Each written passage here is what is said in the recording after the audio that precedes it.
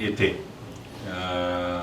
धार्मिक आणि हे वातावरण आहे आणि त्याच्यामध्ये अजून एक आपल्या भेट म्हणून जे पूर्वीपासून वैकुंठ चतुर्थी दिवशी आपल्या इथे हरिहर मिलन होतं, त्या पद्धतीनं हरिहर म्हणजे विष्णू आणि शंकराची भेट, तर त्याचा योग पकडून आपण पंढरपूर येथे परमपूज्य पंडित प्रदीपजी मिश्रा महाराज यांची भव्य शिवमहापुराण कथा, जे महाराष्ट्रभर नव्हे तर देशभर आज त्यांचे फॉलोअर्स आहेत आणि त्यांची इच्छा होती की पंढरपूर येथे हा कार्यक्रम व्हावा आणि त्यासाठी विठ्ठल प्रतिष्ठान व आमचे सर्व सहकारी या निमित्तानं तो कार्यक्रम आयोजित करतायत आणि त्यासाठी त्यांची काही लोक सोबत घेऊन त्यांचे भाचे समीरजी आहेत आणि 25 डिसेंबर 2023 ते 25 डिसेंबर 2023 नवीन वर्षाचं स्वागत आपण हे धार्मिक वातावरणामध्ये त्या ठिकाणी करतोय आणि या निमित्तानं पंढरपूरला ज्या पद्धतीने आषाढी एकादशीला गर्दी होती, त्याच धर्तीवरती पंढरपूरला 7 दिवसाची आषाढी होण्यासारखं या कार्यक्रमासाठी, कथा ऐकण्यासाठी महाराष्ट्रातनं 5 ते 10 लाख लोक हे मोठ्या संख्येनं त्या ठिकाणी येत आहेत.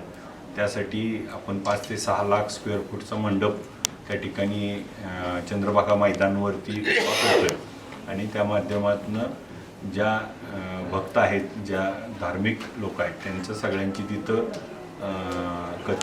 कथा दुपारी 1 वाजल्यापासून 4 वाजेपर्यंत या टायमिंगमध्ये महाराजांची राहील आणि या माध्यमातून मी एक पंढरपूरकर म्हणून माझी ही अपेक्षा होती की 10 लाख लोक पंढरपुरात महाराष्ट्रातून येत आहेत आणि ती 10 लाख लोक जर पंढरपुरात आली आणि प्रत्येकानं 500,000 रुपये खर्चले तर माझ्या पंढरपूरचं अर्थकारण देखील मजबूत होईल आणि 7 दिवसाची वारी पंढरपूरकरांना मिळेल.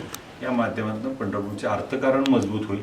अर्थकारण मजबूत होत असताना महाराष्ट्रातल्या कित्येक भक्तांना पंढरपूरला यायचं असतं, परंतु निमित्त नसतं, तर हे निमित्त पण या माध्यमातून घडलं आणि महाराजांची इच्छा होती की विठ्ठल भगवानांच्या दरवाज्यात आपल्याला कथा करायची आहे.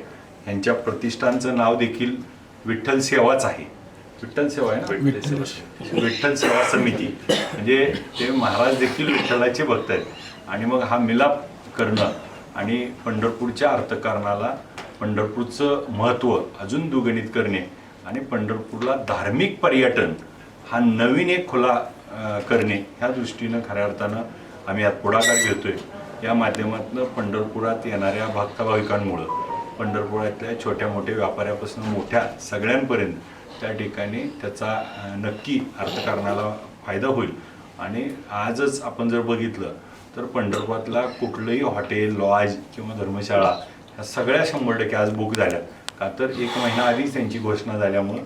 तर हे वातावरण धार्मिक पर्यटन आपल्या इथं सुरू व्हावं या माध्यमातून आम्ही एक नवीन त्या ठिकाणी एक संकल्पना करतोय की जिथं आपला हा पॅन्डॉल आहे, त्या पॅन्डॉलच्या बाजूला आम्ही आपल्या पंढरपूर तालुक्यातले जे काही आजूबाजूला मंदिरं आहेत, धार्मिक स्थळं आणि धार्मिक पर्यटन, तर त्याची सगळ्याची माहिती आपण त्या ठिकाणी लावतोय. त्याचा फायदा असा आहे की नारायण चिंचोलीचं सूर्यनारायण मंदिर हे आपल्या भारतात 2च आहेत, परंतु याची माहिती नसल्यामुळं पंढरपूरला आलेला भाविक फक्त पांडुरंगाला पाया पडून जातो, परंतु ती माहिती लावल्यामुळं तो नारायण चिंचोलीचं मंदिरात दर्शनाला जाईल, मग देगावला संध्यावळी देवीला जाईल, विष्णुपदाला जाईल, गोपाळपूरला जाईल. मग जिथं जिथं आपल्या इथं आपल्या आजूबाजूला बघितलं तर हे खरं शंभू महादेवाचं हे करतोय. तर रांजणीला शंभू महादेवाचं मंदिर आहे, कोर्टीला महादेवाचं मंदिर आहे, आपल्या इथं गुरुसाळ्याला आहे. आजूबाजूला जिथं जिथं आहेत त्या सगळ्या याची माहिती आपण त्या ठिकाणी लावतोय. त्याच्या माध्यमातून आलेला भाविक हा फक्त पंढरपूर मर्यादित न राहता पंढरपूरच्या असलेल्या ग्रामीण भागाचं देखील पर्यटन वाढत, त्या ठिकाणी चिंचणीला प्रमोट करणं असेल, आजूबाजूच्या सगळ्या बाजूला त्या ठिकाणी सगळ्याची ॲडव्हर्टाइजमेंट केल्यामुळं त्या माध्यमातून ह्या धार्मिक स्थळाची ओळख निर्माण होईल आणि मग खऱ्या अर्थानं पंढरपूरला धार्मिक पर्यटन हा नवा पर्याय खुला करावा, अशा ह्याच्यातून ही संकल्पना आम्ही आणतोय.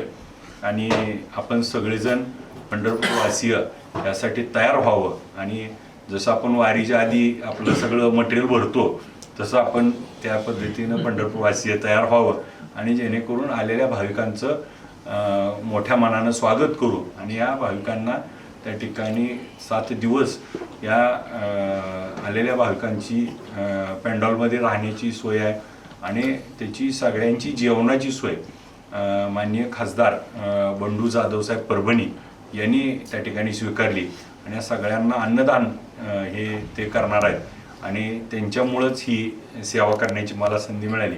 त्यांच्यामुळं महाराजांचे भाचे आणि महाराज हे सगळेजण त्या ठिकाणी येत आहेत. महाराजांना Y+ सेवा आहे आणि त्यांना खूप मोठी मोठी लोक त्या ठिकाणी फॉलो करतात, त्यामुळं त्यांना भेटीला ते देखील येतील. आत्ताच त्र्यंबकेश्वर झाली, जळगाव झाली आणि आत्ता अमरावतीला आहे आणि अमरावती झाली की आपल्याकडे येतील. 16 तारीख ते 20 तारीख अमरावती आणि तिथून झाली की आपल्याकडं 25 तारीख. तर त्यामध्ये 24 तारखेला महाराज पुण्यावरून इकडे येणार आहेत. तर आम्ही आता त्याचं असं प्लॅनिंग त्यांना सुचवलं आहे, तर ते अप्रूव्हल देतील की 24 तारखेला आल्यानंतर येताना विठ्ठल कारखान्याला भेट देतील. तिथं छोटं पोतेपूजन किंवा असा एक कार्यक्रम घेऊ. तिथून पंढरपुरात येतील, पांडुरंगाच्या दर्शनाला जाणार आहेत. तर ती नगर प्रदक्षिणा जी आहे तर आगमनाच्या निमित्तानं त्यांचे भाविक हे 4 दिवस आधीच येऊन थांबतात.